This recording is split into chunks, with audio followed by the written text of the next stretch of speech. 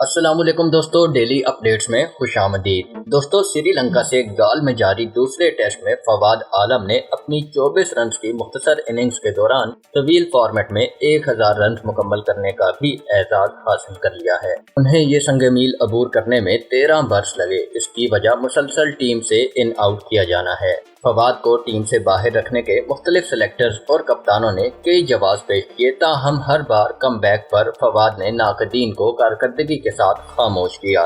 उन्होंने 13 बरस के इस तवील अरसे में अब तक महज 19 टेस्ट मैचेस ही खेले हैं। श्रीलंका के खिलाफ पहले टेस्ट में भी उन्हें बाहर बिठाया गया था, ताहम दूसरे मैच के लिए अजहर अली को 8 बरस बाद 11 से ड्रॉप करने के बाद फवाद को दोबारा टीम में शामिल किया गया।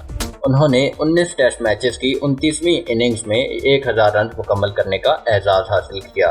फवाद आलम दुनिया के कोई वाहिद ऐसे प्लेयर नहीं हैं जिन्हें टेस्ट क्रिकेट में 1000 रन बनाने में इतना तवील अरसा लगा। इस मामले में सबसे आगे इंग्लैंड के जॉर्ज गन ने 22 साल 3 माह और 21 दिनों में 1000 रन बनाए। इस दौरान उन्होंने सिर्फ 15 टेस्ट खेले। लंबे अरसे में 1000 टेस्ट रन्स का संगे मील अबूर करने वाले प्लेयर की फहरिस्त में फवाद आलम का 14वां नंबर है। वो अब तक अपने कैरियर के दौरान 5 टेस्ट सेंचुरियां स्कोर कर चुके हैं।